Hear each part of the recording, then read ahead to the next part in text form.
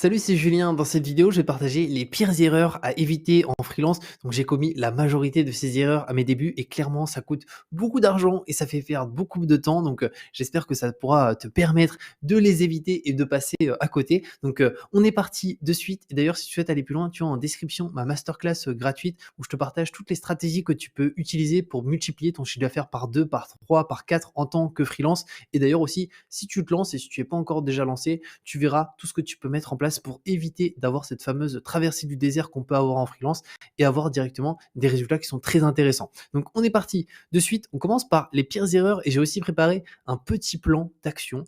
Donc la première erreur, et au total il y en a 9, donc il y a pas mal d'erreurs que j'ai commises au début.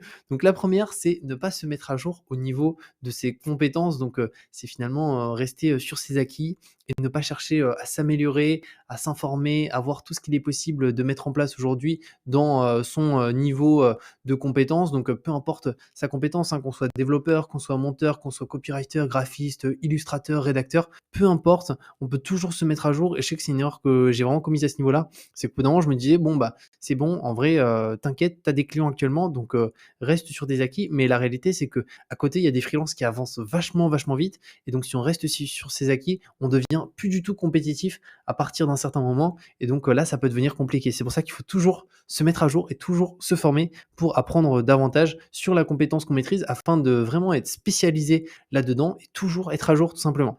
Ensuite, en deuxième erreur, c'est ne pas vendre un service mais une offre. Alors, pour expliquer rapidement ce que je faisais au début en tant que freelance, moi j'avais juste compté sur une seule chose, c'est mon TJM, un tarif journalier moyen. Donc globalement, mon TJM, c'est le tarif que je facture à n'importe quel client qui vient me voir. Donc il veut ça, ok, bah, si je travaille une journée, je facture mon TJM. Si je travaille 4 jours, je facture mon TJM. Et le souci, c'est que je me suis rendu compte que c'était très compliqué de rendre ça viable et au-delà de ça, de rendre ça hyper intéressant en termes de rémunération. C'est qu'on est très vite limité parce que bah, concrètement, notre TJM, si on travaille 20 jours par mois, eh ben, il est limite. On peut potentiellement augmenter notre TJM, mais ça s'arrête là. Et donc, du coup, j'ai arrêté cette approche-là et maintenant, je propose uniquement des offres et puis un service. Donc, quelle est la différence entre une offre et un service? C'est très simple. Ici, imaginons, on a un client. Notre client, il souhaite aller à tel endroit. Mais bien entendu, il a des problématiques entre cet endroit et cet endroit. Donc, il fait appel à un freelance pour résoudre ces différentes problématiques ou pour tout simplement l'emmener à un point qui est plus haut que là où il est aujourd'hui.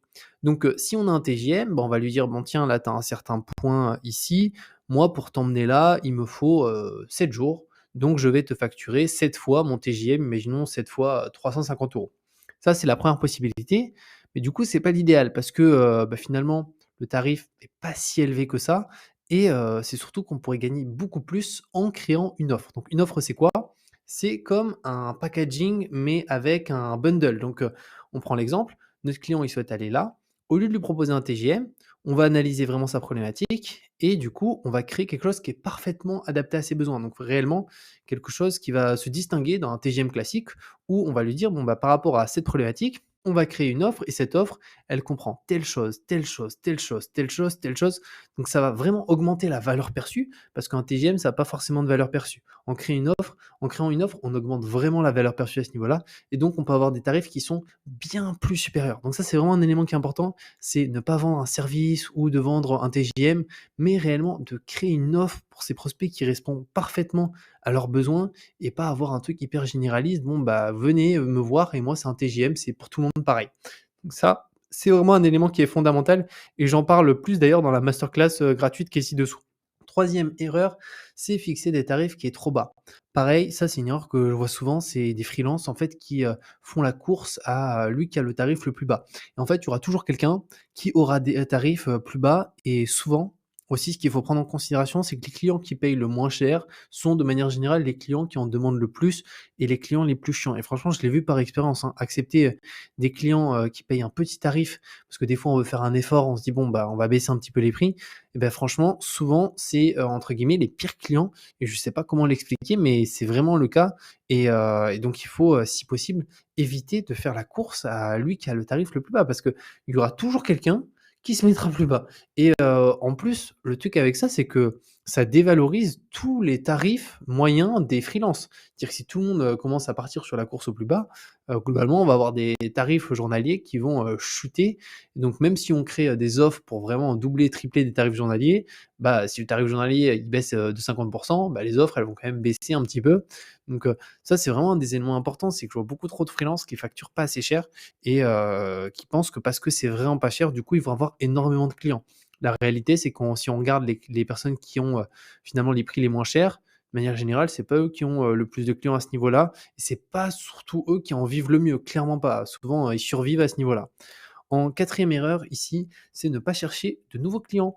Une fois qu'on a quelques clients, 3, 4 clients par mois et que ça tourne bien, on peut se dire: «Bon, bah, c'est bon, je suis tranquille, je suis libre. Si j'ai un client qui part, j'en ai encore 3 tranquille» et c'est quand même une erreur. C'est-à-dire que à ce niveau-là, en tant que freelance, il faut toujours être dans cette démarche de chercher de nouveaux clients ou au moins d'être dans cette démarche de visibilité. Donc de toujours être visible parce que c'est, aujourd'hui quelque chose qui peut arriver, hein, de perdre un client assez rapidement. Alors ça dépend du contrat qu'on a. Moi, j'ai travaillé pas mal avec des Canadiens. Les Canadiens, on a des contrats avec des préavis d'un jour. Donc, globalement, on est lundi, lundi soir, le client met un préavis, mercredi, on n'a plus le client. Alors en France, aujourd'hui, voilà, il y a des possibilités, d'avoir des contrats long terme avec, des préavis qui sont assez longs, 1 mois, 2 mois et cetera. Mais il faut le prendre en considération et donc, il faut pas tout miser sur, 1 client, sur 2 clients, sur 3 clients et surtout pas si on en a qu'un seul. Si on en a qu'un seul, il faut vraiment être dans cette démarche d'en trouver un deuxième à ce niveau-là, parce que c'est hyper important, ça permet de se sécuriser. Ensuite, en cinquième erreur, c'est ne pas rencontrer d'autres freelances. Donc ça aussi, c'est hyper important parce qu'en fait, c'est comme ça qu'on se rend compte de ce qui fonctionne le mieux en tant que freelance et au-delà de ça, d'échanger sur potentiellement des problématiques, des choses qu'on a mis en place qui fonctionnent bien, donc de se donner des tips et surtout, lorsqu'on rencontre d'autres freelances et ben, on découvre aussi potentiellement d'autres entreprises qu'on peut prospecter derrière et on connaît des personnes qui sont dans l'entreprise et donc quand on connaît un freelance qui travaille dans telle entreprise et qu'il nous dit: «Bah, l'entreprise dans laquelle je travaille, elle recherche, des freelances ou, tout simplement elle a telle problématique», on sait qu'on peut prospecter directement avec, cette problématique et donc ça marche quand même beaucoup mieux à ce niveau-là. Donc ça, c'est hyper important, vraiment ne pas se fermer à du réseau, à des rencontres et tout. Donc souvent dans les coworking, alors ça dépend d'où on vit. Moi, je sais que je suis à Bordeaux, donc Bordeaux, c'est bien pour ça. Paris aussi, Lille, Marseille, les grandes villes. Après les toutes petites villes, peut-être qu'il y a pas, mais des coworking où on se retrouve avec d'autres freelances. Ensuite, 6e erreur, c'est ne pas parler de son activité autour de soi. Donc on a tous des amis, on a tous des proches et à ce niveau-là, il faut quand même que nos amis, nos proches savent, enfin sachent de quoi est-ce qu'on est capable de faire en tant que freelance. Donc qu'est-ce qu'on réalise, notre activité, même si c'est de manière simplifiée, il faut qu'ils puissent le comprendre parce que, eux aussi, bah, ils ont un entourage, ils ont d'autres personnes, que juste nous, dans leur réseau et donc on peut travailler pour pas mal de personnes grâce à des proches qui ont des connaissances, qui eux-mêmes ont d'autres connaissances. Donc ça, c'est hyper important. Il faut surtout pas négliger son entourage qui est proche de soi. Des fois, on se dit: «Ouais, non, mais eux, ils comprennent rien. De toute façon, imaginons mon entourage, on va se dire: «Bah, ils comprennent pas ce que je fais» et cetera. Ça vaut le coup vraiment d'expliquer concrètement parce que, moi, j'ai trouvé des clients, grâce à des proches, donc je trouve que ça vaut le coup. Ensuite, en septième erreur, c'est tout miser sur les plateformes de freelance. Alors là, j'ai pris Malte pour l'exemple, mais ça pourrait être d'autres plateformes. C'est que c'est des plateformes sur lesquelles il faut être présent, pourquoi pas, mais par contre, tout miser dessus, c'est hyper risqué parce que, bah, premièrement, il y a un algorithme et donc il y a de plus en plus de freelance dessus et donc on peut vite, redescendre au niveau de son profil et tout. Déjà ça, c'est un élément et l'autre élément, c'est, surtout que si on fait juste ce type de prospection, on n'obtient pas les plus gros clients de manière générale. On va retrouver des très, très bons clients en prospection active, mais de la prospection passive comme ça va être compliqué et sur Malte, on va avoir, peut-être 5 des freelances pour qui, on va avoir des très, très bons résultats, un très, très bon revenu mensuel. Mais pour la majorité, les résultats vont pas être très intéressants.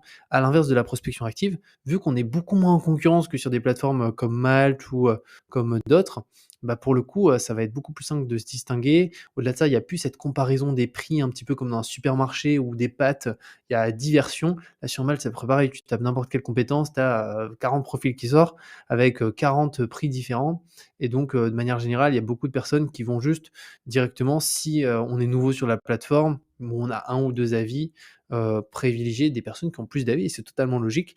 En prospection active, c'est pas le cas et donc ça, c'est hyper avantageux.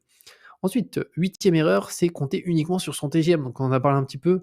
Alors imaginons le 200 € par jour ou 300 ou 400 ou même 500 € par jour.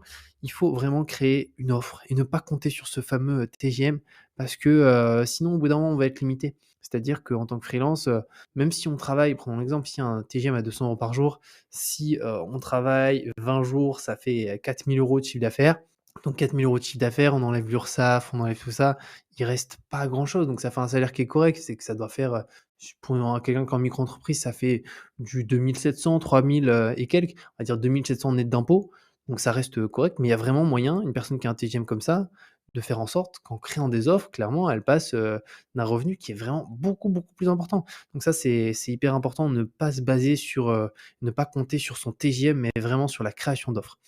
En neuvième élément, c'est ne pas utiliser de stratégie de prospection passive et active.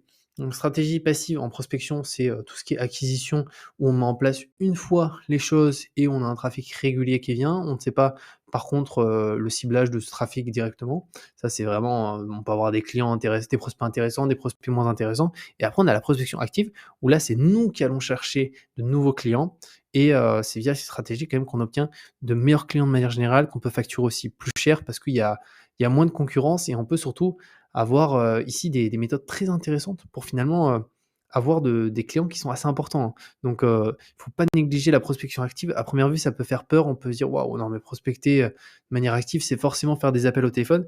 Et c'est pas le cas, c'est vraiment pas le cas. Il y a plein de méthodes qu'on peut utiliser et qui ne font pas du tout appel au téléphone et qui permettent d'obtenir de bons clients. Et le plan d'action, donc là, on a 5 éléments principalement. Premier élément, déterminer un domaine d'expertise. Donc ça reste quand même la priorité en tant que freelance. C'est que malgré les erreurs qu'on a vues avant, un des premiers piliers, c'est déterminer un domaine d'expertise. Donc même si on n'a pas encore d'expertise, parce qu'ici j'ai mis, il est important de déterminer l'activité que tu vas proposer et de t'assurer que tu as une connaissance approfondie de ce domaine. Si c'est pas le cas, tout domaine s'apprend bien entendu. Donc à ce niveau-là, il y a pas de problème, mais il faut vraiment que tu détermines un domaine d'expertise et que tu sois spécialisé sur un domaine, que tu sois pas le généraliste qui propose à boire et à manger. Non, il faut vraiment que tu sois hyper spécialisé dans un domaine. Comme ça te permet aussi de faire de la veille, de toujours, te mettre à jour à ce niveau-là, de pas rester sur tes acquis, afin toujours de pouvoir proposer le meilleur service, à tes clients tout simplement. Donc ça, c'est vraiment fondamental. En deuxième point juste ici, c'est trouver des clients. C'est que pour vivre du freelance, tu dois être en mesure de trouver des clients qui te paieront pour tes services, donc prospection passive et aussi prospection active. Pas juste la prospection passive, parce que encore une fois, c'est très risqué. C'est-à-dire que là, on va être en comparaison avec beaucoup, beaucoup, beaucoup de freelance. Donc la prospection active doit être vraiment, au cœur de son activité, en prospection et elle doit être supérieure à la prospection passive. Alors je modifie ici active. Ensuite, en troisième élément, créer une offre irrésistible pour ses prospects, on en a parlé. Ne pas se baser sur un TJM, ne pas créer un service, mais créer vraiment une offre adaptée à chacun de ses prospects. En quatrième élément, c'est prospecter de manière efficace en prospection passive et prospection active. Pareil, on peut faire de la prospection passive et prospection active et le faire de manière inefficace, où ça n'apportera très très peu de résultats, parce que pareil, il y a des outils, des méthodes pour vraiment faire en sorte que ça soit hyper propre et que ça donne vraiment envie aux prospects de travailler avec nous.